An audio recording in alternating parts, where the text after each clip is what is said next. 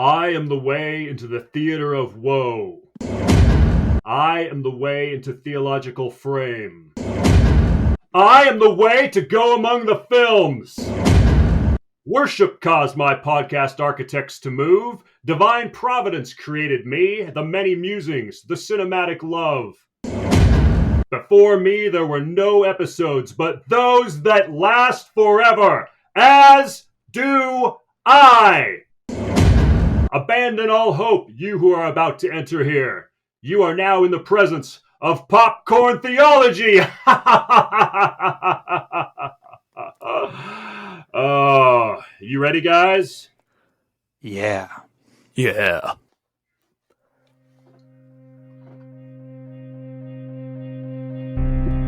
In a world where entertainment is viewed as mindless diversion, only good for momentary distraction, one podcast has taken a stand, thoughtfully engaging the art of our day, dissecting the narrative, and pointing the people back to the greatest storyteller of all. You are about to enter a new world, and you will never view entertainment in the same way again. This is Popcorn Theology.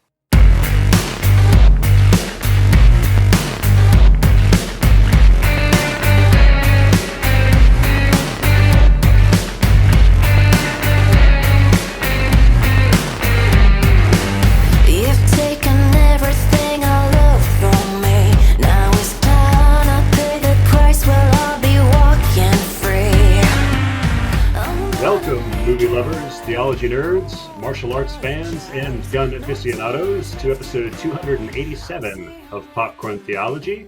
I'm James, and I have called in the markers of a couple of our regular listeners and guest hosts. So we have Eric and Rory with us today. Say hey, guys. Hello. Hello there. Or as I say, as John Wick would say, I guess I'm back. Or is looking like I'm back. Rory, you think you're back? I'm definitely back this time. Yeah. Oh man. Well, I will have, just so our listeners know, they have both officially submitted a gold coin. So you guys are ready to go. Except, do you need any dinner reservations this evening before we get going? Yes, and could you please sort out my... Yes, definitely. Could you please sort out my suit as well? I think I'm size 42. We could set you up with a sommelier a little later. Yeah, sommelier, that's what it is. Oh, so John Wick 4. I am curious, have you guys been big fans of the series? Or here's the litmus test. How many times have you seen like the first John Wick? So I've seen the first one. So let's put it this way. I'm a really big fan of the first one. I enjoy the entire series. Okay. So yeah, the first one I've seen probably four-ish times. 2 and 3 I've only seen once. Okay. Rory? Mm-hmm. Yeah, I've seen them all. The first one I completely wanted to ignore. I thought, I don't want another action film. And I just happened to have a few hours on a train and it happened to be streaming. And I was gripped by it. Oh my word. So, and that was my way into the whole series, and I'll never, miss one ever again. If there's any, that's a conversation for later, I guess. So before we get deep, then it's a little bit of popcorn time, and before we drop any spoilers, so don't be, just in case somebody's deciding to listen at this point to get a little primer before they go see the movie. What I'm getting a sense of what you thought of the franchise as a whole. So overall, did this movie and the series rise above the table, or is it condemned now that it's all done? So I'll start with Eric. What do you think, man? So I think there's elements that definitely rose above the table. Was able to get out from under the table, I guess, is to use their phrasing in this. So I loved this particular film. Loved the first film. The series, in my opinion, the series as a whole is not extremely cohesive. And I think that's partly by design. I was reading a couple different trivia things, and essentially they kept saying that every time that we thought about making another one, we were like, well, how do we do it? It's like, oh no. So they just they built the world as they went along. So you start a very grounded first one where John Wick was not invincible, to where he's getting hit by multiple cars. So I love the first one. This one to me is a close second. Okay. Rory? Yeah, I really did like this one. I have to say that I've stuck with it, even if things have got really ridiculous. All the way through, it's been consistent. It's been Keanu's fine form. He just continues to astound me, just how well he's able to pull off all those fight scenes. I think he's nearly like 60. He's pulling off what a Tom Cruise style. Just thought this guy's never gonna stop, is he? Top form. So maybe we need a film with, but before it's too late, we need a Tom Cruise, Keanu Reeves, Liam Neeson movie.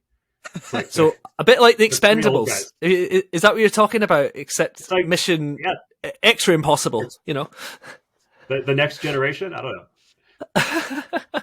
Definitely. It's that kind of mode, isn't it? Yeah. I did hear a YouTuber talking about, I was like, what if at the end of the fifth movie, if they ever make one, is the table just ends up being like Arnold Schwarzenegger and like all the 80s action stars are the table. Yeah. So you're talking about all the 90s action stars now. Okay. Yeah. And then eventually that's going to somehow wind yourself into a crossover between the Expendables and the other crew, isn't it? You know how franchise IP works. Yeah. That's the plan. Yeah. Mm-hmm. So I know you also mentioned you were mentioning before, Rory. This one seemed like one long rave fest of a fight scene. Is that? Yeah. So much music in it. It just blew my senses a bit too much. I don't like dance music. I hate clubs. I'm far more. Give me the Winchester pub any day. If that's another Easter egg to another few Edgar Wright things. Anyway, any day. That's just kind of me.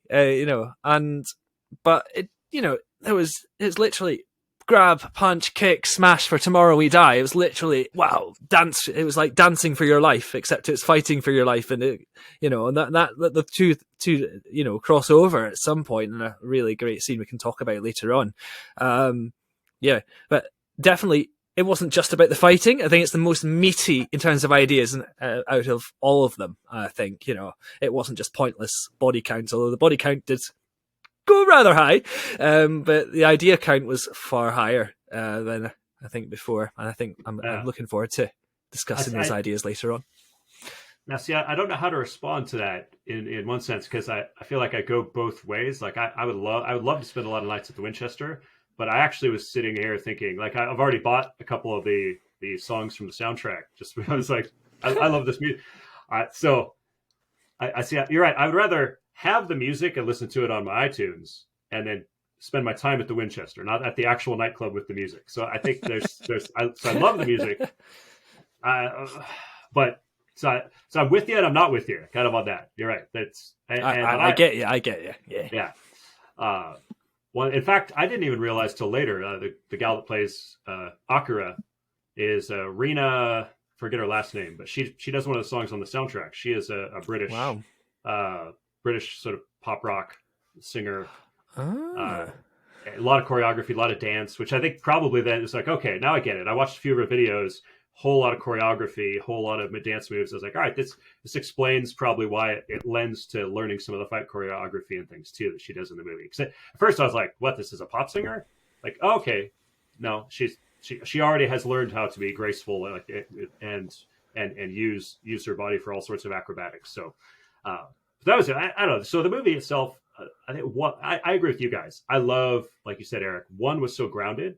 I think the whole point of that movie was to try to make a movie. I remember they talked about counting every bullet to make sure that you never heard gunshots that went beyond how many could be in the clip, right? That there was a meticulous attention to detail in terms of fights and guns and what could literally happen.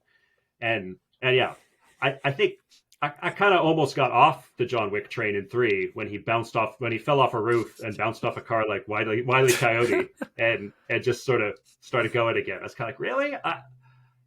But I had that going into 4. So I was like, all right, this is now just the absurd, crazy martial arts movie, and I just got to go with it. So in more of the like, I don't know if I've seen an American made film as impressive as this since like Kill Bill Volume 1. For me, this was just insane fights, insane martial arts, in kind of that zaniness. There's of that type. There's been plenty. I think I still have a special place in my heart for ones that are a little more realistic, but I do love me just a good, crazy, absurd martial arts movie. Although there was no wire fu, so I mean, like they didn't quite go, they didn't go all the way to Crazy Town. But also Donnie Yen. I think even if I had not wanted to see the fourth one, my wife would have drugged me to the theater to see Donnie Yen. So, and so that was a lot of fun. But so I do. I love it. I'm interested. I know they're going to build a whole world. We'll talk about that in a little bit. But we should probably, before and like anything else we're going to say is spoiler territory. So can we all agree on a ceasefire momentarily, and run some ads? And then we'll come back with guns blazing, both theological and geeking out. Here, hang on.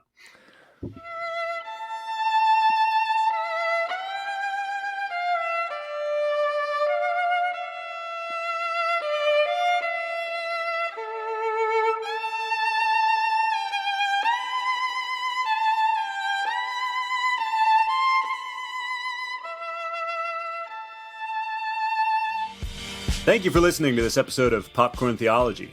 If you want to hear more from us, subscribe on iTunes or your favorite podcast catcher. Also, follow us on Facebook and Twitter and share this episode with your friends. Assuming you have friends. To sponsor more content like this, consider supporting Popcorn Theology through Patreon. Then you'll make some friends. For just $1 a month, you can have friends. You can become a patron saint and be added to our exclusive Facebook group, where you can interact, influence, and vote on future episodes of the podcast. Well, let's get back to the episode.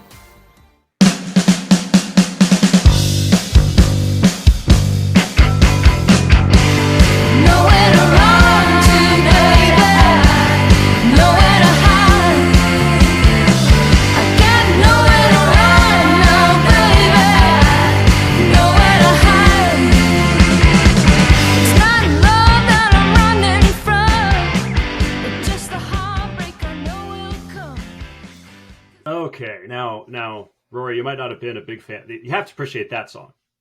Oh, I love that from Baby Driver, isn't it? Well, or it appears in Baby Driver, I think. Yeah, even more classic. Yeah, but yeah, it has made the rounds. It's sort of. I love it. Oh yeah. I'd listen to any day of the week. All right, so we are back. The safety is off. Our words are deadly weapons now, and spoilers are probably going to happen. So let's take a shot at the good, the bad, and the ugly of John Wick 4. So before we get to theology, any spoiler-laden thoughts now that we can be totally free about this 3-hour, almost nonstop fight scene masquerading as a movie? What about you, Eric? So yeah, I just this is obviously one of the first spoilers, but when he grabs the nunchucks for the first time, I was like, oh, no, yeah, I love nunchucks. They're fantastic. I grew up on my dad was a huge Bruce Lee fan, so I grew up in Enter the Dragon, which for those that are listening, go look up Fathom Events. They're actually having like 50th anniversary of Enter the Dragon this year or something like that. Oh wow! Yeah, and so it's like you'd see Enter the Dragon in the movie theater in the next couple months. But yeah, when he picked up the nunchucks and then was just like spinning them on that one guy's head. I was just giddy in the theater. I was great. And then I also watch a bunch of they call themselves gun tubers. Yeah, basically gun aficionados on YouTube. So seeing the Dragon's Breath shotgun, it's not a very practical weapon, but it is a real weapon out there in the world. So it's like that the apartment scene where he's shooting that's a real type of weapon, I guess you would say, or ammo, I should say. And so that was a treat to be able to see them using those types of cool things. But yeah, just the overall that apartment shootout is incredible. Mm-hmm. I was reading some trivia on it. There's only one actual cut in that entire sequence. It's everything else. No It's way. just one cut. And they said compare the two hardest scenes to shoot was the stairs and the apartment. It said, but the apartment was harder because if one person missed their mark, you had to start all over again. You just couldn't edit it. That's one I'd love to watch again because I only noticed the dog once or twice, but apparently the dog was like in and out multiple times, and I was like, yeah, it was incredible. And then the last one for me, that again, I don't think they meant it anything. To me, it was just more of like funny, just because I follow these gun YouTube guys. There's a guy named Kentucky Ballistics. He had a tragic accident, perfectly alive, but he saved his life he got a wound in his neck. He saved his life by sticking his thumb in it, and like that helped to like plug the wound and like cut off the. So when John Wick is fighting the big Russian guy and he has the cut on his neck and he sticks his thumb in it, to me I just thought that was funny because it made me think of this YouTuber. So I love the fight scenes. I was giddy multiple times. There were several times where there's people in the theater where we were all just laughing, just in the pure ridiculousness of everything that was going on. See, we had a more subdued crowd. I felt like Kat and I were the only ones like we were just like out loud laughing at some of the violence, which maybe that's why other people weren't laughing. But it's like, it was so over the top and crazy. And so you actually caught me with the second thing. That's actually a second failing I've had. So I went into the last movie. And at the movie's end, I told my wife, I was like, well, everything was great, but except for it was so over the top, especially all those dogs jumping around. And she's like, no, that's real. Oh yeah, and introduced me to the Belgian Malinois. Yeah. And, oh my gosh. And so I was like, all right, I would not have thought that was real. I'm not sure. I would not have thought that some of the flame ammo that you're talking about, the Dragon's Breath, I would have figured that was a little more Hollywood and a little less real. So they may have this movie. Yeah, they may have enhanced it for the theater, but just type Dragon's Breath in YouTube, and you can watch some pretty awesome. I'm going to videos. click that after we record. I'm going to have a look at that. Wow. I got schooled again. Yeah, I got schooled again. Exactly. well, Eric, that certainly picking up a lot already, but certainly, as I mentioned earlier on, the fight scenes. You know, if you wanted fight scenes, you got what you paid for, didn't you? You know, as much as the music does overload the senses, I have to concede it does make perfect sense, I say. Especially that fight scene. I think Eric will maybe talk about a guy called Critical Drinker who made a comment about that. He can bring, I don't know exactly what he said, but maybe Eric can say about that. But that fight scene at Berlin Club. The Critical Drinker had mentioned, he was like, I don't care how much people love electric dance music. You can't convince me that they would keep dancing while this fight was going on around them. It's like, Exactly. I mean, a bit of context. I mean, obviously, by the time you get to this, you should already have watched the film, unless you really want it spoiled. But, you know, that fight scene, in the Berlin Club against Klaus and his goons was genius. You know, Klaus is this Bond-like parody of a villain with gold teeth and fat, and he's asthmatic. What? This is ridiculous. You're like, punch. Like, you guys got to laugh. Right. We are going to have a massive fight scene in a massive club with big music, and no one's going to notice whatsoever what's going to happen. But actually, perhaps I've got a theory about this, right? I don't know what you think. I know Eric might think already. Perhaps their fighting was so much like the dancing, and not the substances they may not have been intoxicated with, obviously. That it blended in perfectly well. Although how no one managed to seem to notice the pile of bodies across each of the floors was anyone's guess, if I'm honest. Yeah. At those kind of parties, isn't there there's always a few people passed out in their own sick, right? I guess so, but it didn't seem they just kept on dancing, you know, like this. I've never go to clubs, so if this is not how. If you're a clubber, I'm sorry, this is not. I do apologise. I don't frequent your pub. Sorry, I frequent the pub rather than the club.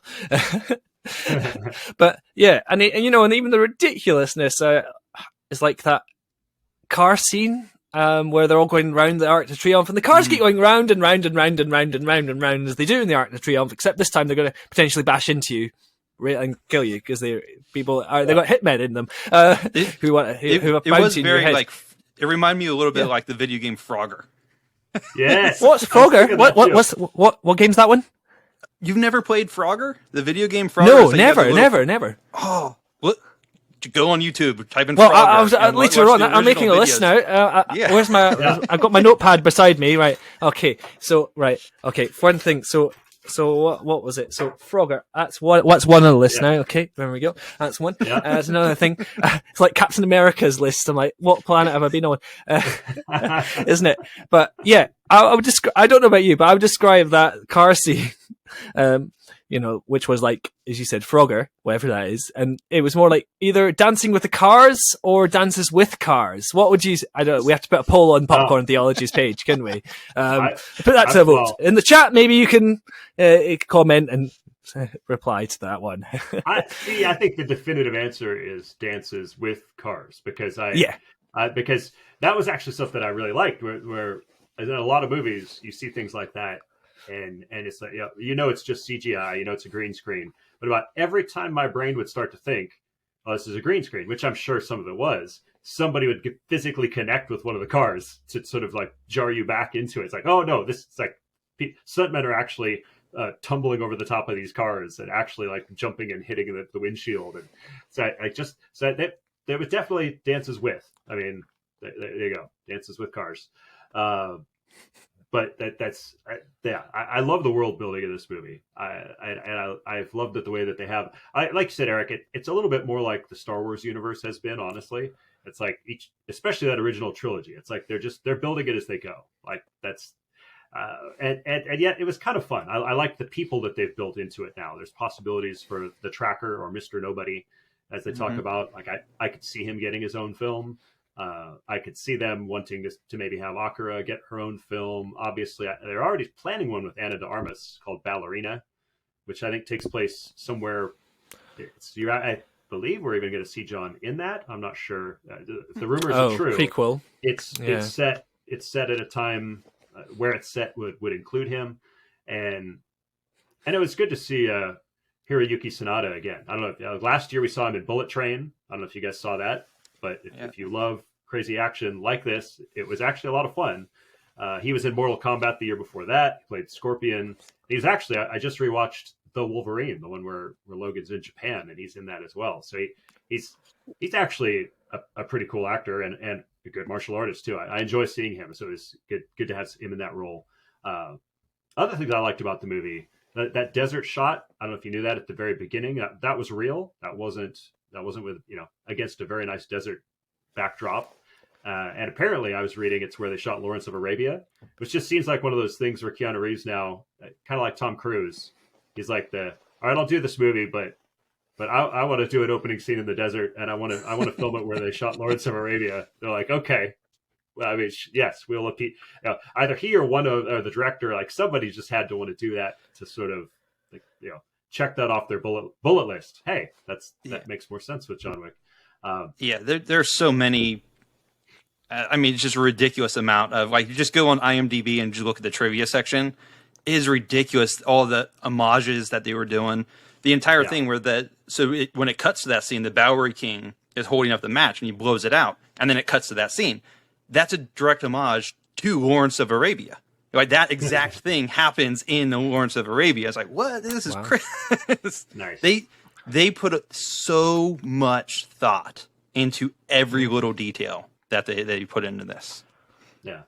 Well, and really selfishly too, I went to, my wife and I actually got to go to Paris on Valentine's Day, Eiffel Tower, back in 2008.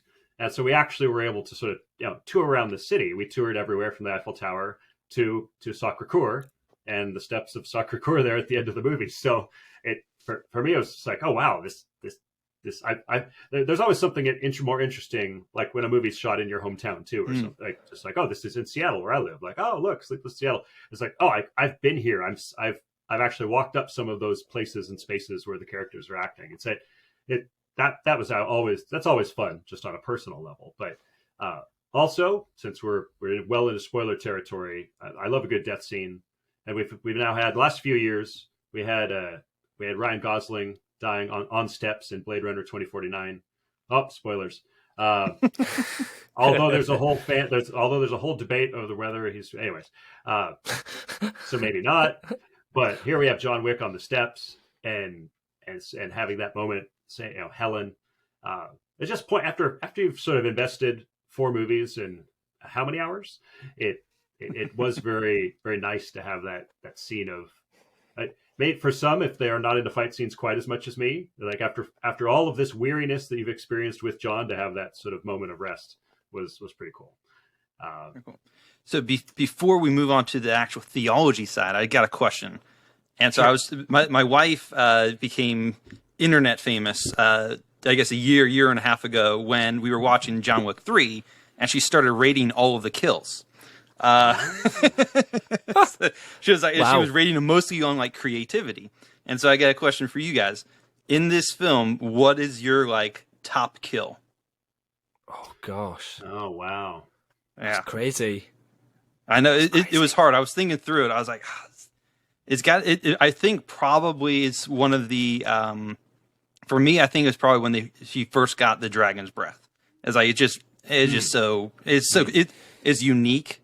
It's cool. I mean, the nunchucks as much fun as they were, and obviously I'm a huge fan of those. There's just something about the dragon's breath, that just kind of was like, that's pretty awesome. Oh, that's a tricky one. I'm not really sure because I lost count, if I'm honest. Each one just piled up one after the other, if I'm honest, apart from the one that really mattered at the very end, which was a total surprise when he actually did kill the Marquis? Is it Marcus? What's the guy's called? Marquis.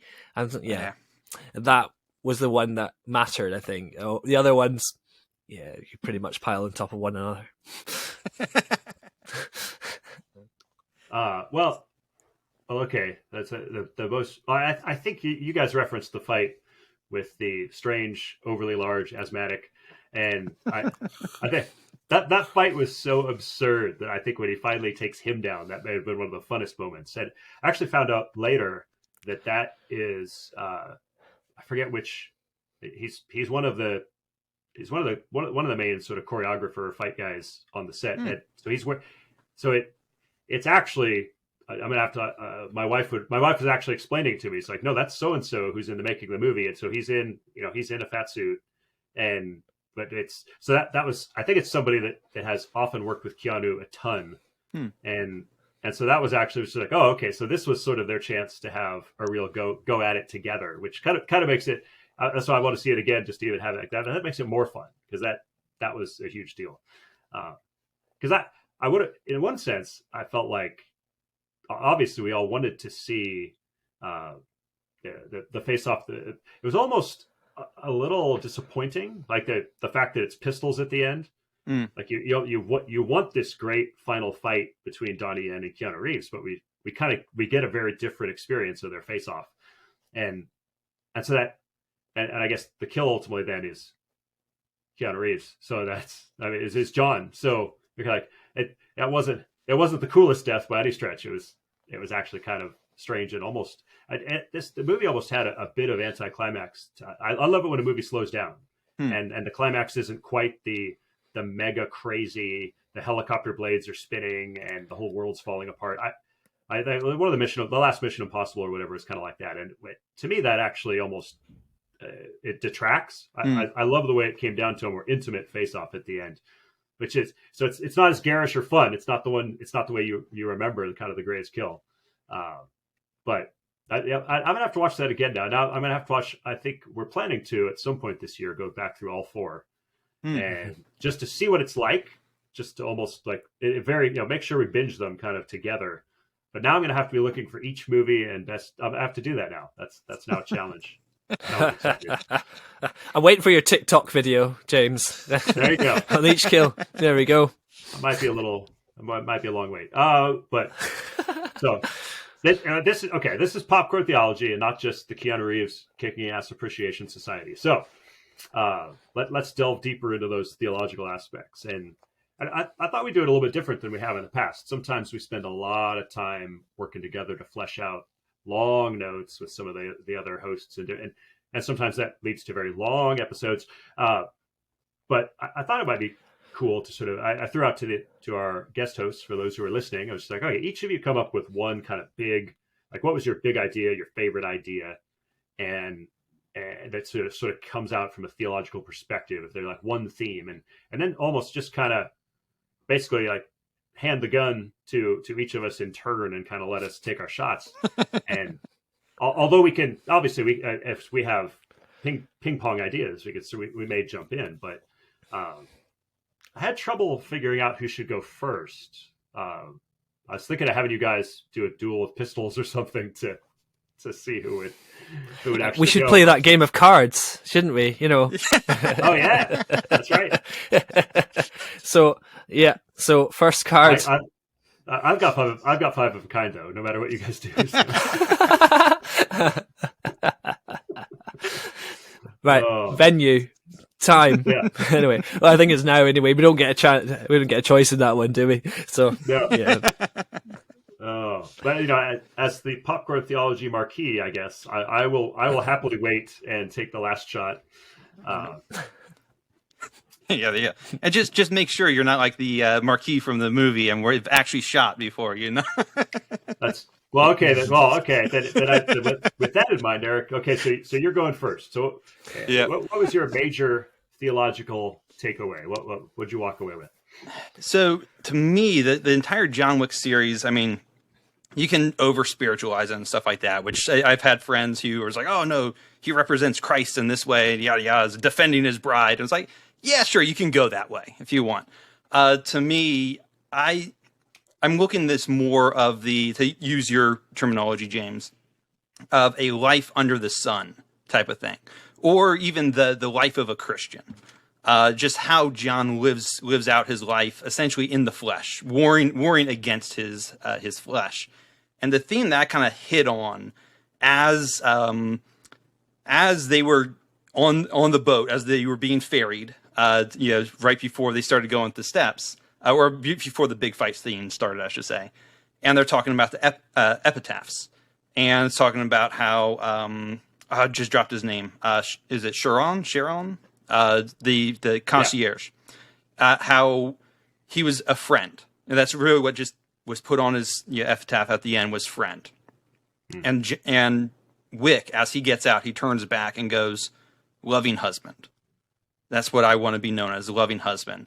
And I actually was watching it, and my wife's right next to me. I was like, got a little bit of lump in my throat. I was like, oh, because it's the guy cry. You gotta do the guy exactly. cry. It's like, it's such a low goal, if you want to put it that way, yet it's the most lofty goal you could ever try to achieve. It's one of those types of things. And to me, that drive, it solidified for me that this thread of him wanting to be a loving husband is actually what ties all four films together.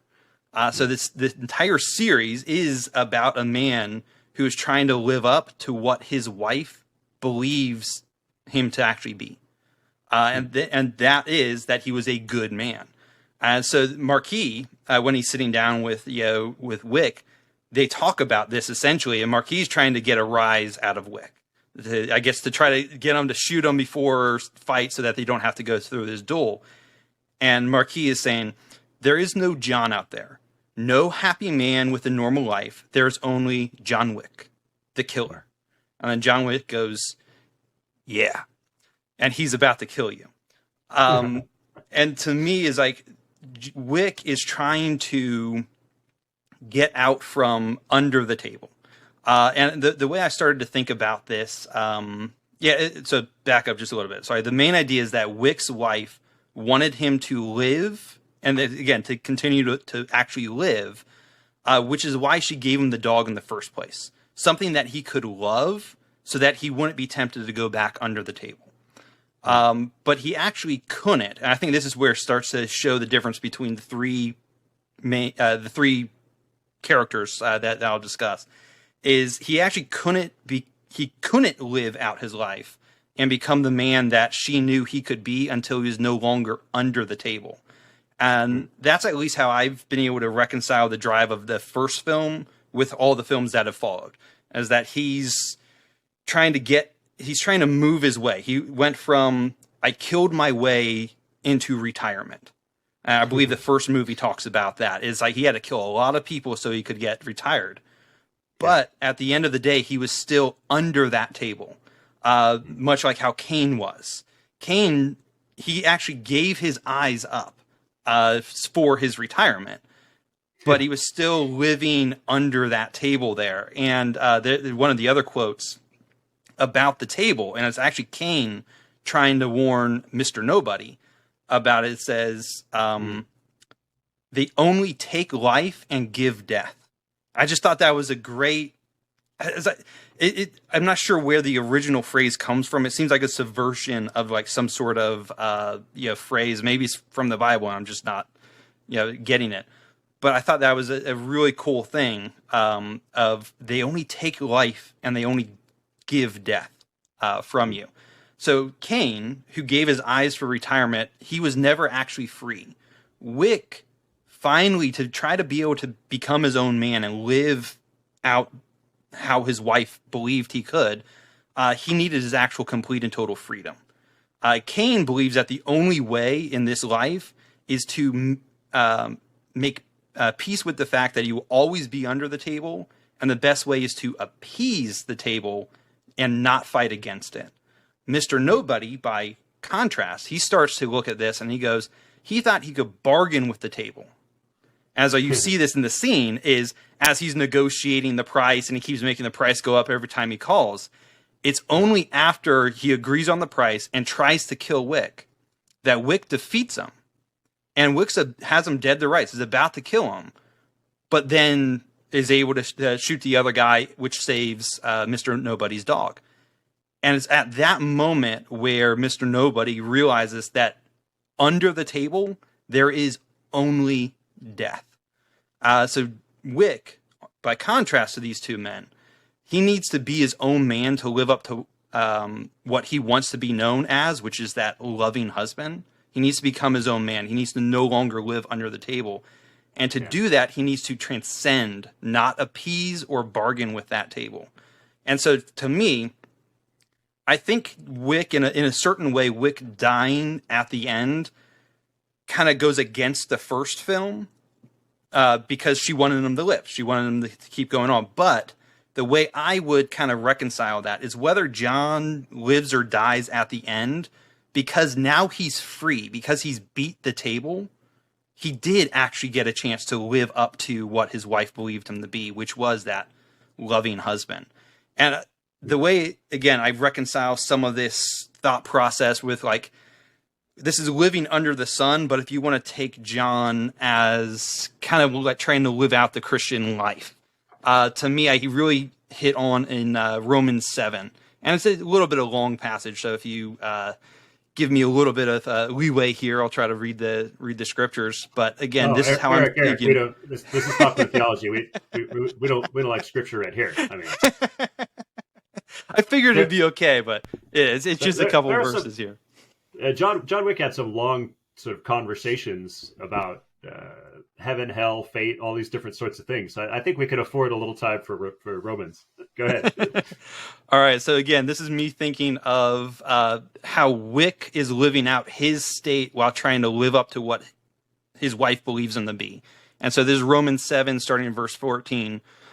For we know that the law is spiritual, but I am of the flesh, sold under sin. For I do not understand my own actions. For I do not do what I want, but I do the very thing I hate. Now, if I do what I do not want, I agree with the law. That is good. So now it is no longer I who do it, but sin that dwells within me. For I know that nothing good dwells in me, that is, in my flesh. For I have the desire to do what is right, but not the ability to carry it out. And I'll just kind of stop right there for a second. And again, this is where I'm starting to think of Wick is trying to live up to that standard, the standard of loving husband. And again, from the Christian perspective, we know that's not a good enough standard. So just play along a little bit, people. It's an analogy. It's not a one-to-one. But he's trying to live up to that standard. But he has to do a lot of this killing to get there. And so that's contrary to what his wife wants him to do. And so he's doing what he doesn't want to do. and he's warring against that with him. Now, here's where this Christian hope actually starts to come in. Now, if I do what I do not want, it is no longer I who do it, but sin that dwells within me. So I find it to be law that when I want to do right, evil lies close at hand. For I delight in the law of God in my inner being, but I see in my members another law waging war against the law of my mind and making me captive to the law of sin that dwells in my members. Wretched man that I am, who will deliver me from this body of death? Thanks be to God through Jesus Christ our Lord. So then I myself serve the law of God with my mind, but my flesh I serve the law of sin. And again, this is how I'm starting to reconcile the idea of how can Wick do so much killing and yet be his epitaph read loving husband.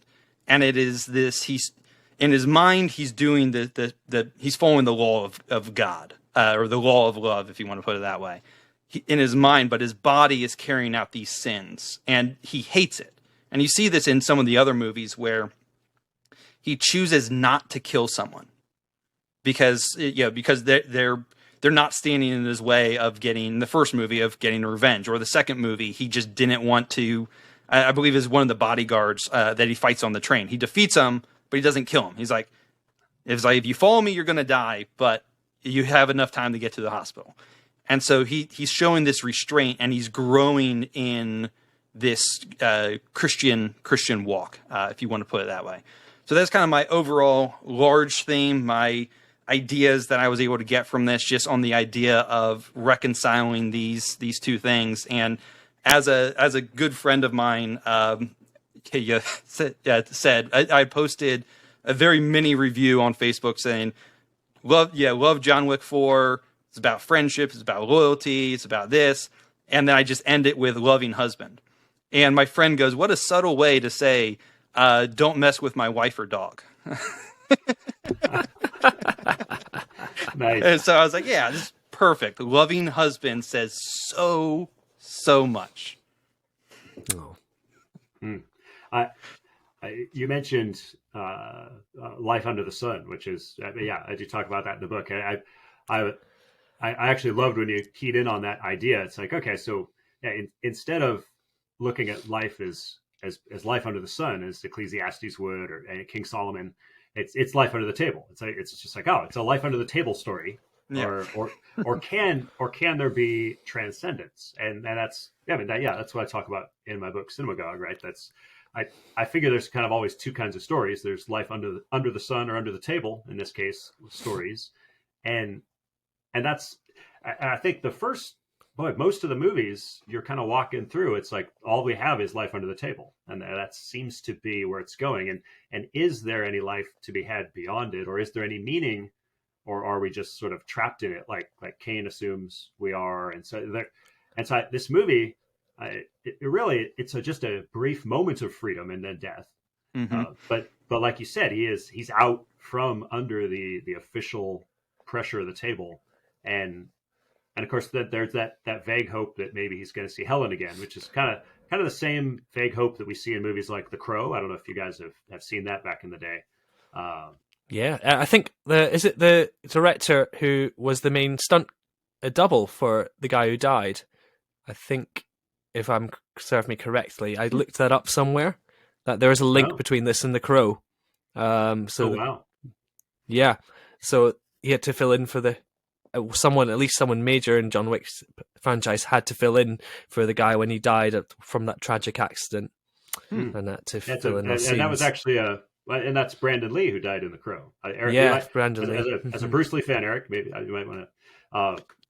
Also got a pretty wicked soundtrack, but very, very different movie stylistically, but very similar themes in terms of sort of this idea of revenge and this idea of having once been a loving spouse. And I don't think I would have really. I only thought about that as you were talking, Eric. I hadn't even made the Crow connect. I was like, oh, there's actually some pivotal similarities here. And I think it's why that idea that he does manage to get out from under the table, that there is sort of a life transcendent, if you will. That's why the Marquis seemed so afraid of John. There was that scene in the movie. My wife wanted, she's like, make sure you mention this part. So here you go. This is for Kat. But the Marquis is so afraid of John, which in some ways is like just like the machines were afraid of Neo in the Matrix, because Keanu Reeves kind of plays one character. Right in the Matrix, he's like, I'm going to show them a world without rules. And that's at the end of the first movie. And in this case, it's like John Wick wants to prove that there's a way to get out from under the rules and this world of the rules that the table has. And so that's why the Marquis says he can't just kill John. He has to eradicate the absolute possibility of anyone having any idea that a John Wick can even exist. This like that we can't have that idea that there is any life transcendent beyond the table. And I was thinking of the scripture verse, right? A little yeast leavens the whole dough. Yeah, like that's the Bible talks about that sometimes in turn. Like you can be worried about that with sin coming into the church. You can also be worried, but on the converse, a little heavenly yeast can completely transform some sinful dough. So there's some great ideas there that were coming out of that. It's loving husband just that idea of loving husband could potentially change the world. That's a very biblical idea. Yeah. What do you think, well, Rory? Yeah, well, I really like the idea of, we're talking about life under the table, life under the sun. And John Wick is trying to find that meaning under the suffering, he's facing under life under the table. Like, we all ask, I think as wider culture, well, how do I find meaning in my pain? I think that's and John is still facing that pain of grief that many people who are widowed, do feel. So I feel like this is for anyone who perhaps has gone through that kind of thing, it's an awful thing to go through, to lose a loved one, especially your wife, and you do anything to sacrifice for her. So thank you, Eric, for bringing that point there.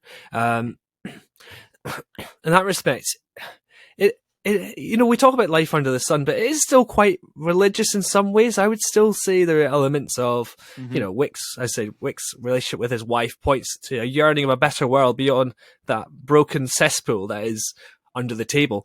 And he's trying to work out that good end that will satisfy, reunited with his wife. And in some ways it does remind me a little bit of Maximus in Gladiator seeking revenge and reconciliation with his wife and son. In some levels, there's some thematic threads that do cross over there. It's not quite heaven. Spoiler for Gladiator at the end. It's not quite, it seems some ethereal beyond these with his wife. You're not quite sure. It's a bit ambiguous. But I've been thinking about these sorts of questions myself personally, in personal pain, suffering I've been going through, and had a scary heart issue, unexpected, a young man, you're not really meaning it. All sorts of thoughts go through when you're in the hospital beds and saying, "This is my last time. Oh no, am my pain going to go? What am I going to do? Oh, how am I going to spend the last few months? You don't know. I'm okay, because otherwise I wouldn't be doing this podcast, would I? But thank you if you're thinking of me. But I'm lighthearted. Sorry, pardon the pun. I'm a bit lighthearted, but about that. But still, there's a heavy heart in this topic, I have to say. And I hear from the culture, there are several memes, when I hear something bad's going to happen. And the most problem I hate, it's a pet hate, because I've experienced it recently for obvious reasons, everything happens for a reason. I'm like, okay, I like that. Yeah, everything does happen for a reason. Yeah, thank you. I thank you I like it because they want to show concern, there's compassion. But however, when you say, oh, you lost a job. Oh, don't worry. Everything happens for a reason. What? Your wife died, John Wick? I'm sorry. Everything happens for a reason. I'm like, you can tell I'm a bit annoyed, but I understand they want to show compassion. It is a bit trite. It is easy to bring to mind, but it is a bumper sticker comfort for a broken world. And I think John Wick, if he was told that, he probably would punch you quite hard back, wouldn't he? Understandably so, and because it is cheap hashtag and keyboard bashing comfort for haphazard lives. I'm not sure, but what are the alternatives? What if John Wick were, in that world, if there was this karma, he's just getting served what he's deserved? If it's just chaos, then that's just the way things are. Life is a crapshoot, and God is out to lunch. Except there's nothing you can do, or or perhaps thirdly, you could say, let me just take fate into my own hands and change it. I think this is what John Wick would has probably done. And it reminds me of the Muse song, Knights of Sidonia, where it starts. I'm a real big Muse fan. And it says, ride with me through the veins of history. I'll show you a God who falls asleep on the job. How can we win when fools can be kings? Don't waste your time or time will waste you. And it goes on to the chorus. You and I must fight for our rights. You must fight to survive. And some may call that existentialist. And that what I mean is you create your own meaning, often through actions. That's basically it. Create your own thoughts pattern. So, but gladly, if we go on to talking more biblically, there is another option, thankfully. Not under the table, not under the sun, not under all these rubbishy options. It is ruled by love. That there is a God who made the world and everything in it. He is the Lord of heaven and earth and does not live in temples built by human hands, blog posts, memes, or car bumper stickers. Thankfully, God, please Lord for that, literally. And of course, if John's attitude, if you told him any of those things, he would actually just double down, wouldn't he? So I'm coming about it. I know we're talking about it, but there is a real personal angle. I think trying to empathize with him, or sympathize, because I've never been through what he's been through. And he does have that kind of agnostic hope of life beyond. When he's asked in that church, I think, what good's that going to do? To the effect, what good's that going to do? Don't know, lighting a candle, don't know. So there's that yearning. He does that pain. That pain of his is still, it's that megaphone that's arousing him, to that deaf world that he's in. He is taking up the fight. He's not being indifferent towards it. And he does want to take on the high table. And so he is literally fighting for existence. So every punch has to land. His heart is restless, just like Augustine, till he truly finds the transcendent rest in God. So in that sense, he's finding that sense of rest, and I think that comes in the quotes. So his friend Shimazu, who's the owner of the Continental in Tokyo, I believe, or Japan, somewhere. I want you to find peace, but a good death only comes after good life, says Shimazu. To which John Wick responds, "You and I left a good life long time ago, my friend." It lands that. And I think it carries it on. That restlessness carries on. There's this quip towards the end with him and Cain, another friend. So these are quips between friends, and they obviously think deeply. And I think we'll pick up on friendship later on. But out of that, they have different philosophies of life, and they're sharing how they view life. But as contract killers, basically. But hey, we're all humans, aren't we? So John Wick says, those who cling to death, live. Cain then responds, those who cling to life, die. I'm like, ooh, there's a tension there. Oh, there's a tension between friends. And it got me over and above the music, which I obviously will never listen to on a normal day. But it was just those lines are just something that just really grabbed me. Those ideas, that's woken me up now. I'm not closing off my ears. And say that there is a servant master worth sacrificing for. There is something worth fighting for. Mr. Frodo, for mixing the Lord of the Rings metaphors. There's good to be fighting for. And it is a servant master, Jesus. So in Mark 8:34 to 38, it's Jesus gathering a crowd. He says, for whoever wants to save their life will lose it, but whoever loses their life for me and for the gospel will save it. What good is it for someone to gain the whole world, yet forfeit their soul? Or can anyone give in exchange for their soul? If anyone is ashamed of me and my words in the adulterous and sinful generation, the Son of Man will be ashamed of them when he comes in his Father's glory, the holy angels. So, there is, And again, Paul picks up the second path about whether it's better to live or to die. There's that tension. Paul feels the tension of whether should I live or should I go to Jesus. So he says that really, he says, I eagerly expect that I hope that in Philippians 1 that I will in no way be ashamed, but will have sufficient courage so that now, as always, Christ will be exalted in my body, whether by life or by death. For to me to live is Christ and to die is gain. If I am to go on living in the body, this will remain fruitful labor for me. Yet, what shall I choose? I don't know. Again, Paul has that similar tension, wrestling for the gospel, wrestling in ministry, not quite dancing like on the dance floor, but there is a certain dance as part of the Christian life is a bit of a dance. That's an idea that's just thought of right now. Right. It is joining a dance in a sense. You are working out a relationship with a perfect partner who you are totally compatible with, but still loves you. I'm sure anyway, this isn't what you meant. I'm sure this isn't what you meant, but in my head now I'm thinking, so Christians are the ones that are dancing oblivious to the dying.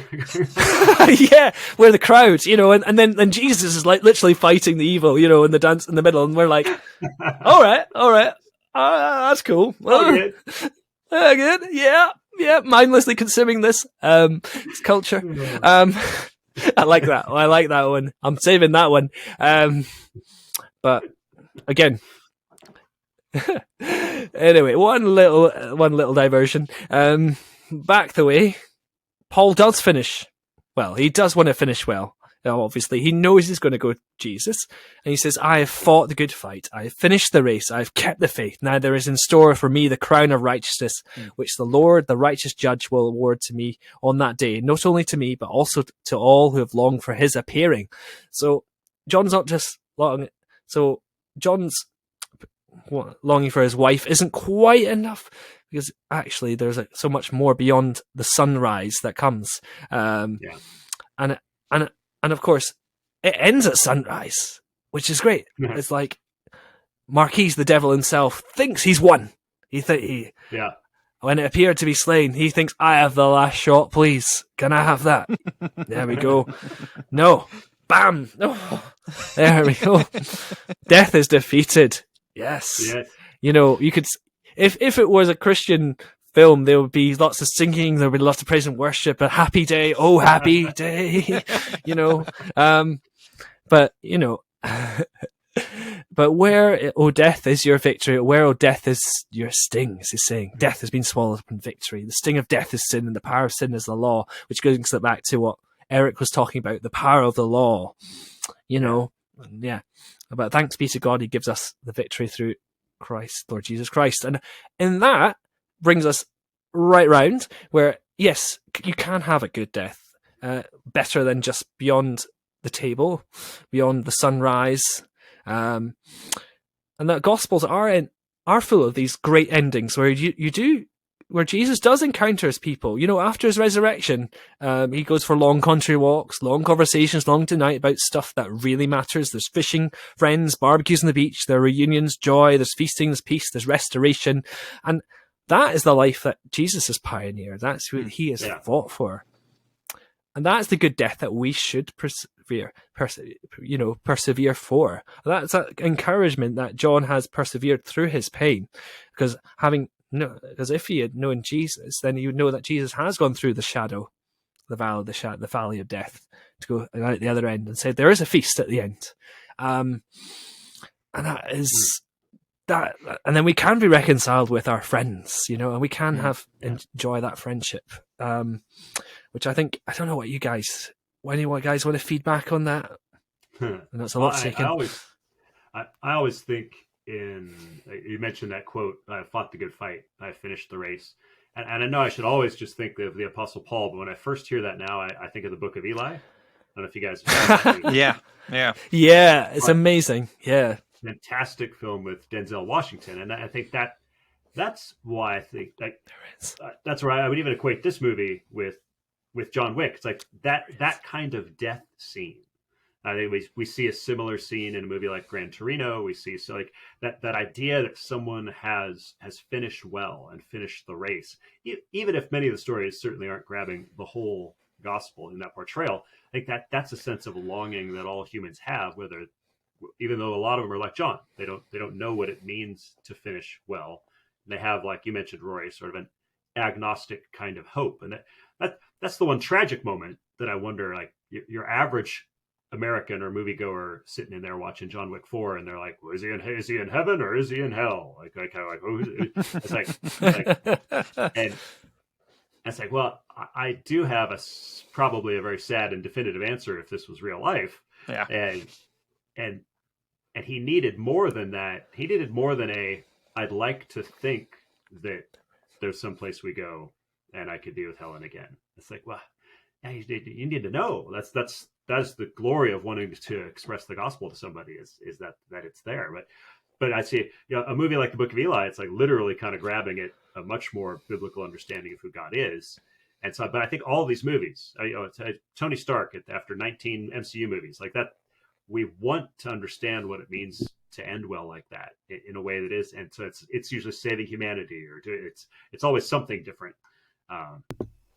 But I think every time we watch these scenes, I think we should probably realize if it's emotionally pulling the heartstrings of the viewer, that's what it's getting at. And we actually do have a better answer than I hope. I won't even say the word hope, but it's I wish.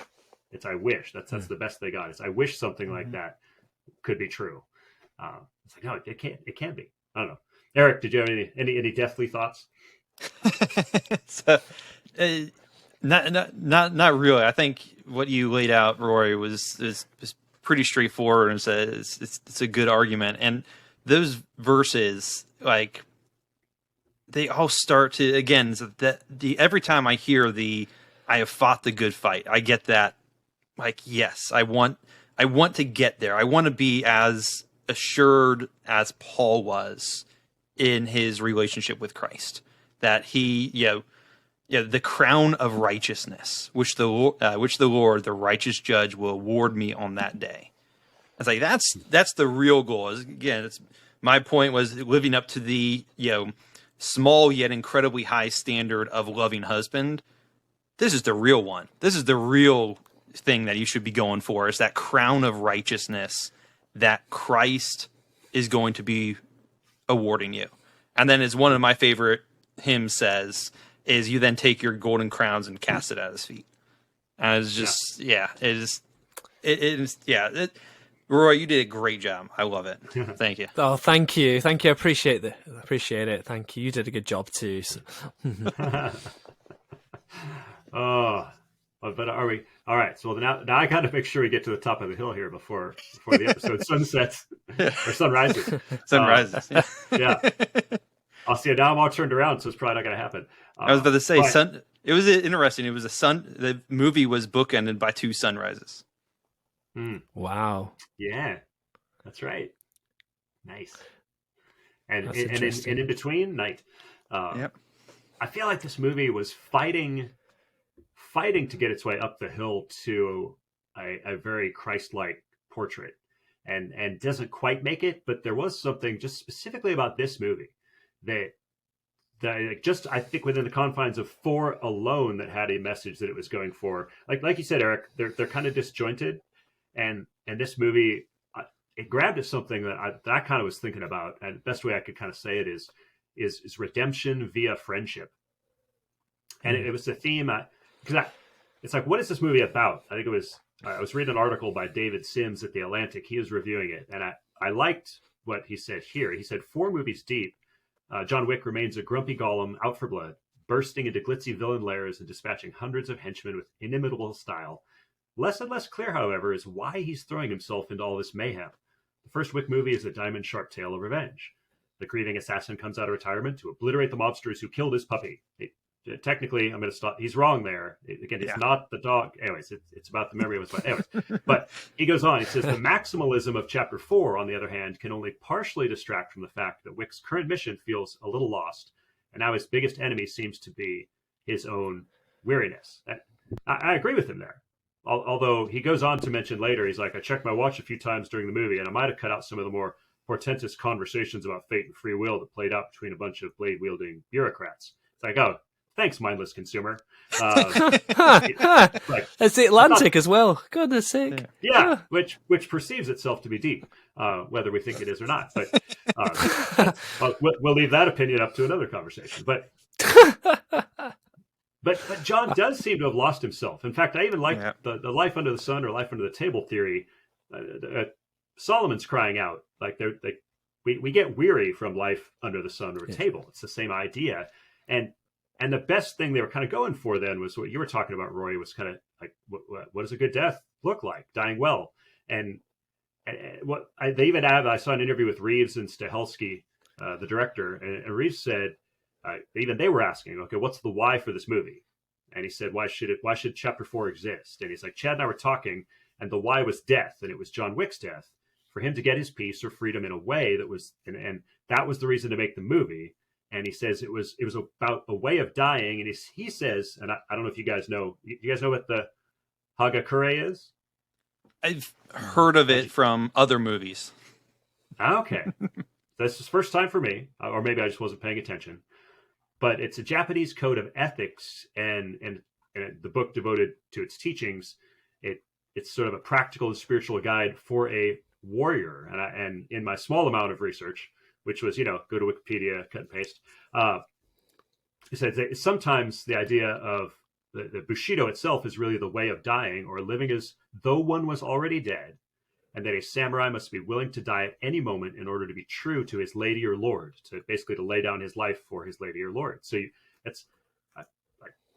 I'm seeing a biblical concept there, right? Mm-hmm. Dying to self and living for your lord. In this case, the samurai would have an earthly lord. It's like, well, that's the whole idea. You're talking, I'm going to deny myself, and I'm going to die for my Lord is gain. And we would just say Jesus is our Lord. So we come into movie 4, and John doesn't really have a lady. His lady's dead. He doesn't have a Lord.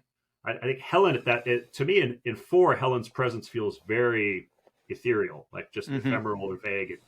And so the first movie was about revenge for her. Third movie, he says he wants to live so that, I think when he's talking to the elder, he says he wants to live so that her memory will live on in him. But I think these things are no longer really seen to be good enough, right? And so what I thought was striking was you run into Shimazu in Japan, and even I'm asking at that point, like his daughter's asking, why are you protecting this guy? What does he even have to live for? We're not even sure if John fully knows, right? So it's like, why is this friend protecting his friend? And they had I love that they talked about, but basically Shimazu talks about how there's a code. If you can't understand that there's a code higher than the table, then there's a problem. And then that code for him is friendship. He explains that to Cain. He's like, there are higher rules, there are higher morals, there are higher values than the values of the table. And of course, at that point, it seems Cain can't understand and winds up, right? Shimazu lays down his life for John. And that, I think what we're seeing there is what I'm seeing there is John 15, right? Jesus says, this is my commandment, that you love one another. Greater love has no man than this, that someone lays down his life for his friends. So John has somebody model for him that I'm going to lay down my life for my friend. And at the end of the film, like John basically effectively imitates this and lays down his life for Cain. Because I don't know about you guys, I believe that there was nothing. I believe that they non-verbally communicated that action together. Is that way you guys read the scene? Yeah, I wasn't quite sure at what point, but I think it was their conversation at the church. I think was them essentially figuring out like what they were going to be doing the next day. And then the fact that Cain helps Wick come up is really Cain talking about, in Marquis was talking about the 3 reasons why someone kills, and how Cain had all 3 of those reasons while Wick had none of them. I think the only way that Cain saw his daughter's freedom from under the table was if Marquis was dead. Is it not that Cain had to win, but Marquis had to lose? If that makes sense. So it didn't matter if Wick lived or died, but as long as Marquis lost. Sure. And so that would be the only way for Cain and his daughter to have a happy ending. Without spoilers. Yeah. Well, and even if Cain wasn't entirely, like, even if they didn't sort of have that almost psychic connection of what they were going to do there in the end to sort of fool the Marquis, obviously then Cain heard that John didn't shoot, because he's aware. He's like, he didn't shoot, you idiot. So did Cain you get at that point? Out of curiosity, Kane did you plays guys along with the pick up scenario. on that? Did you pick up on that in the first viewing? No, it made perfect Yeah. sense, but I wasn't Yeah. keyed into hearing it. Hey, you caught that? Yeah. Yeah, my wife Oh, caught nice. it too. She's like, "Did you know that he didn't shoot?" I was like, "Yeah." Yeah. Nice. No, I didn't kick Yep. it up. No.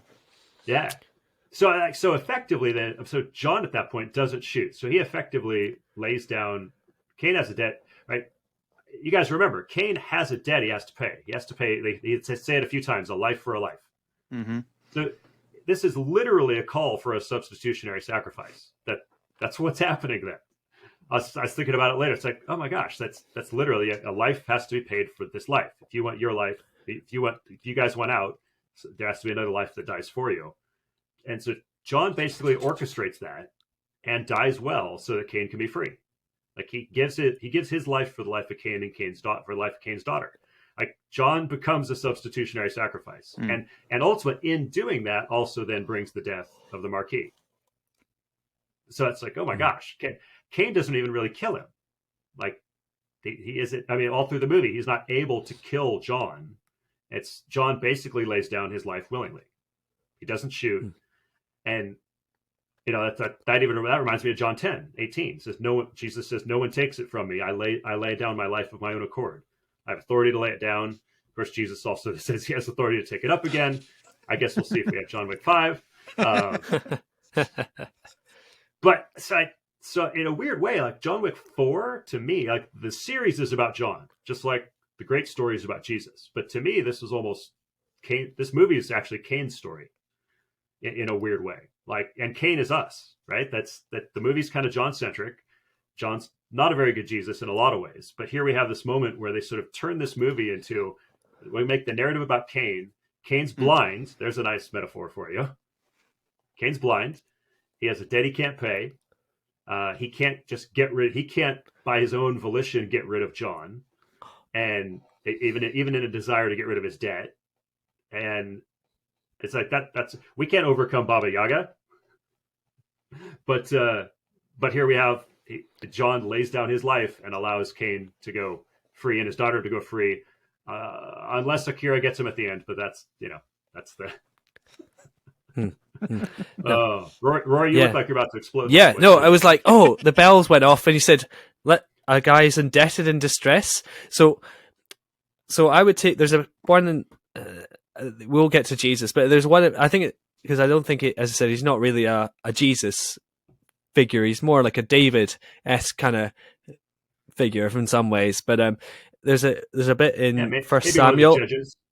Yeah.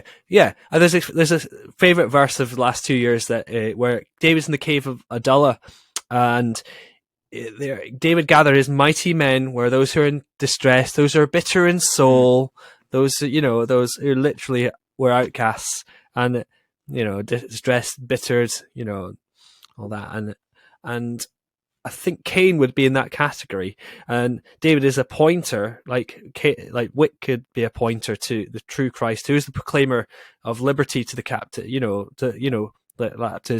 and to give sight to the blind in Isaiah 61, and set the prisoners free, and all that, and that's what set me off, those sorts of biblical threads that are coming right through. So I really appreciate what you've just said, James. Yeah. So if we want to go even more biblical, something that caught my attention is, so the word sin, actually is the plural, sins, is actually mentioned at least once in this movie, and it's mentioned about Sharon. However you pronounce his name, the concierge that gets killed.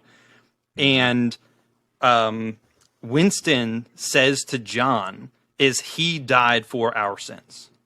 Talking about this friend. And so the way that I had kind of interpreted that scene is, so they're walking in, it's the first time that we meet the Marquis after the Harbinger. That was the other thing, when the Harbinger shows up, and I was like, "I'm the Harbinger." I was like, of doom? Oh, no. But when we first meet the Marquis, they're going in there, and Winston's like, "No, I'm going to die," and Sharon goes, "No, I don't think so. I think you're going to leave here." And the way, if we want to get super or whatever, is Marquis kills the innocent man, which eventually brings about his own doom, because that gets Winston back on the trail of finding John and then convincing John to finally take care of Marquis. So to connect your point, James, about the friendship that lays down his life with Rory's point about where was it, Christ? Sorry, I had the phrasing in my brain and it just went away. But to connect those, to try to connect those points is Marquis being the devil and the devil getting defeated by the Marquis killing the righteous good man ensures his own destruction. Yeah, and I was like, wow. Yeah, It's almost exactly. like these guys that made this movie have like a God-shaped hole in their hearts. God-shaped bullet hole. Yeah. A lot of them, if I'm honest, yeah. Yeah, so like you were mentioning earlier, like John Wick isn't Jesus clearly, because that's the problem with a lot of movies that have even Christ-like figures. They're usually flawed figures, and then they sort of come into their own and exhibit kind of a Christ-like moment or quality, and which is really that's more like a disciple of Christ, or more like an archetype or a pointing to, which is great. But it's fascinating to me that they chose the steps of Sacré-Cœur to be the place of the duel, because if you don't know your French, that means Sacred Heart, and of course it's a church, so it's literally named after the Sacred Heart of Christ. And so like John has to get to the Sacred Heart of Christ for the finale. Like that's kind of a weird. I mean, maybe they just picked it because it was a beautiful location, but so he gets closer. But I think the character has to get closer to exhibiting the Sacred Heart of Christ, imitating the heart of Christ, and becoming a substitutionary sacrifice for Cain, and then setting him free. And I like that. He knows what he's done, and he knows now. Like to your point earlier, Eric, I think that's something I bet he would understand his wife would have wanted him to do. Like that. That's following after that vision of like he's giving life. He's not just taking revenge. Now he's actually able to redeem a life with his death, and like which kinda inverts what the whole table. The whole point of the table was they only give death and take life, whereas Wick's able to reverse that when he defeats the table and kills Marquis. He's able to actually give life. He takes death and he takes life. Death and he gives life. It's inverted, and so there is.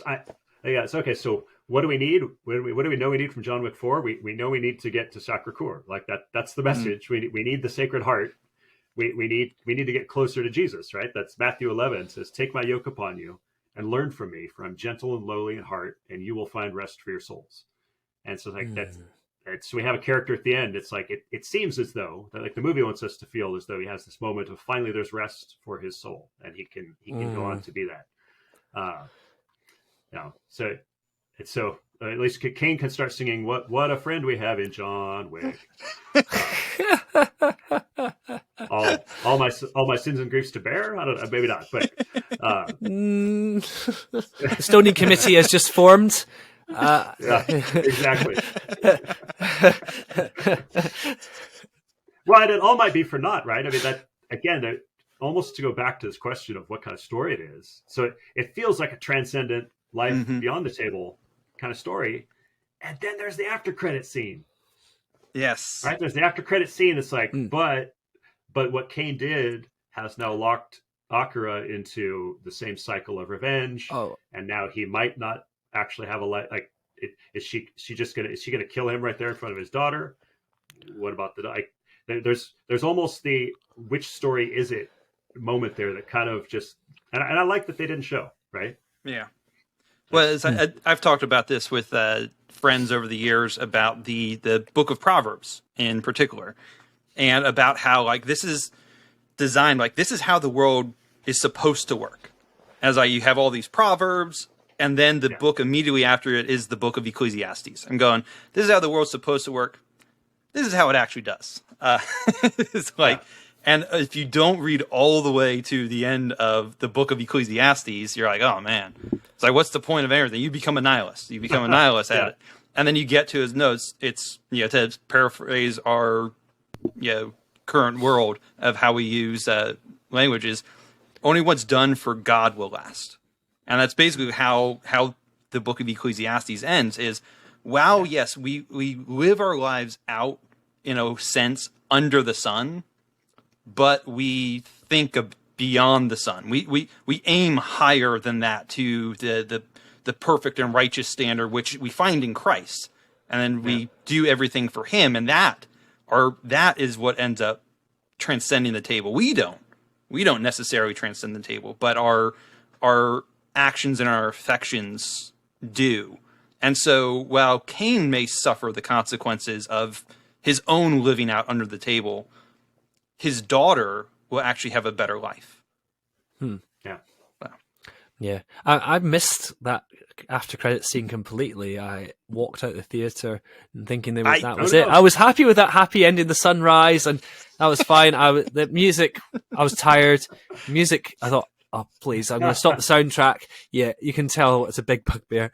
So I'm, yeah. So if anybody else walked out like you and didn't see it, it's very, very brief, but it's back in that square. She's playing the music, and he's got flowers, and he's going to go walk across and sort of reintroduce himself into his daughter's life. But then Akira is walking across the plaza as well with a knife, and then it's like, oh, what's going to happen? Cut to black, and maybe that will be one of the spin-off movies that we get.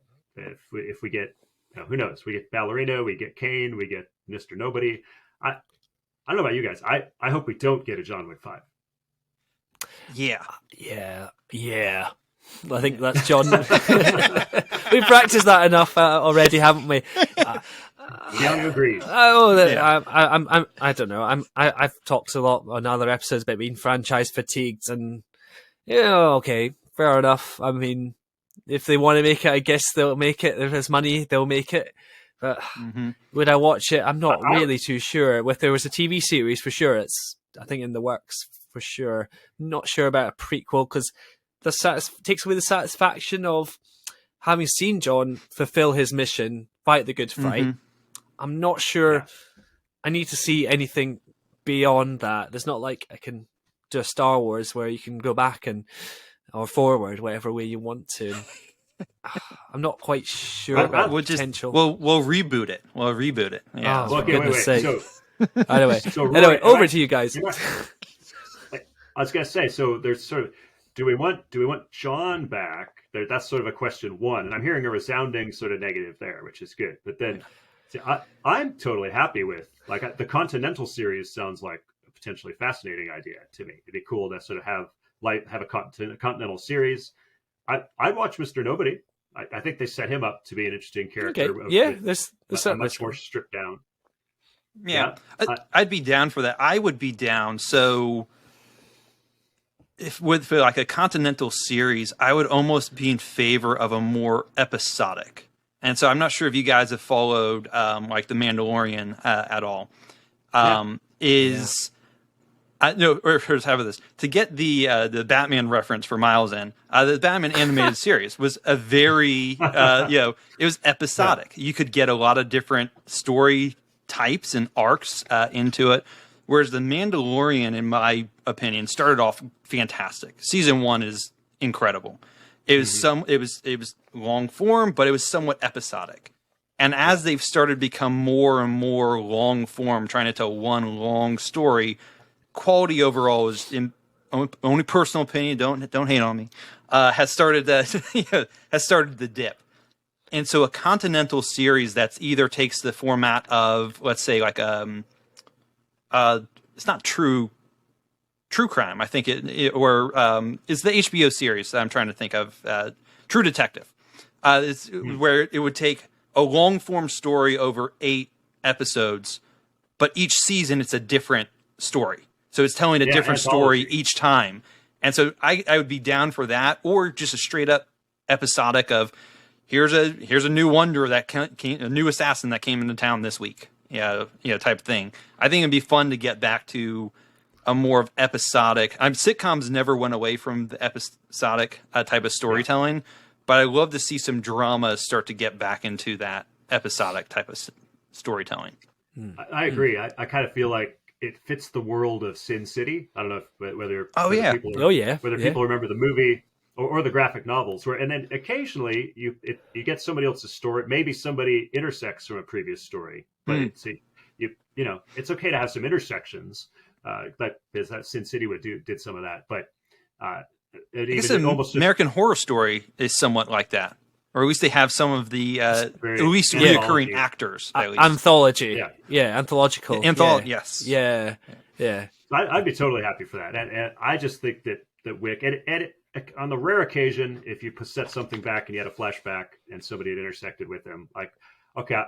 If Keanu literally wanted to do just the occasional cameo to understand how he related to the world, I wouldn't hate that. But I don't. It cheapens everything we've just seen. If he just he got better. Like it was just a flesh wound. I think maybe a better model. He was mostly dead. Yeah, mostly mostly in it. Yeah. Well, I think maybe a better model it can work is with Fargo. One of my. It can work with different eras and things like that over one story, different, it could work in that respect and it link back to the wider world. And that's been done off very successful films and franchises. Yeah. So, whether I watch it, there's so much on these days, isn't there? Don't know. Yeah. Well, it kind of removes, the last thing that this film in particular, and I kind of want to go back and hear if it's mentioned in the previous three, but from the beginning to end, the idea of consequences is mentioned repeatedly, and then that's the kill shot of the marquee, consequences. And I think you kind of I think that's a great remembrance just for the Christian. I think some Christians almost feel like, we're coming into Easter weekend and everybody's thinking about Easter Sunday. And they're like, yay, grace, free, my sins forgiven. And it's like, remember Good Friday. There are consequences for that. And there are also consequences we see throughout the Old Testament. Like, we even if in salvation, that doesn't mean that we escape all of the consequences temporarily, that we still have to face a lot of earthly consequences for damaged relationships, even like not really Wick level, like not for killing a bunch of people, but right, we've still fractured. We don't get out of every consequence free card. We get out of the eternal payment factor. And so there's probably a whole other dialogue. Maybe that's one for the viewers, listeners to just talk about. It's like what theme, like what was that theme of consequences all about? And how would they apply it, or what are some of the other themes that we may have missed? Anything rattling around before we decide to have some rest for our souls? No, not really. I know we were talking about it beforehand, but it's a little bit longer discussion. For those that know the Dante's Divine Comedy, it starts with Inferno, Purgatory, then Paradiso. There's so many parallels to it. Even the movie starts off in the underworld, quoting the gate, quoting the door to the entry of hell. That James did a fantastic popcorn theology rendition of at the beginning of this episode. So it starts there. He goes through the underworld, killing people, goes through purgatory, which I'm not sure where purgatory would start, but essentially the stairs, if you want to look at it that way. The stairs, very Sisyphean task. Also makes you think of... He does get rolled back down the hill. Rolling that down the hill, yeah. But also makes you think of the question that's asked many times throughout the Bible is, who shall ascend the mount of the Lord? And Christ answers it directly when he says, only he who has descended can ascend. And which that made the Pharisees all mad back then. Because he's saying he's God.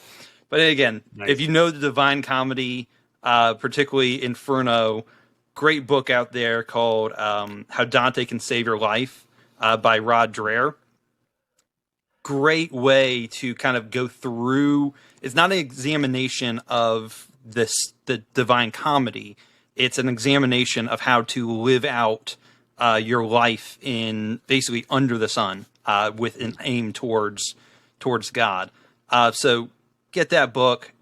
read the book and then come and watch this movie, and you go, oh wow, there's all these parallels. There's a Virgil parallel. There's a Beatrice parallel, which would be his wife, because that's the whole reason why Dante goes into the pits of hell, is to find his love Beatrice.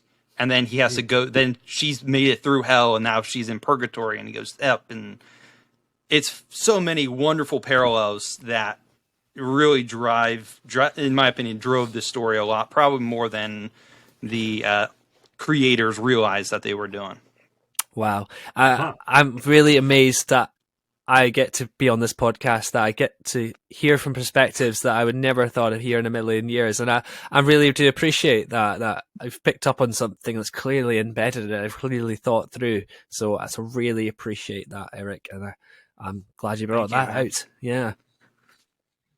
Yeah, if people, I mean, I don't think it's a bad idea. We certainly love to whet people's appetite to talk theology and obviously to go to the scripture. But hey, if John Wick 4 could make a few people read a good Christian book like you mentioned by Dreher, or maybe actually go back and dig into a little bit of reading the Divine Comedy.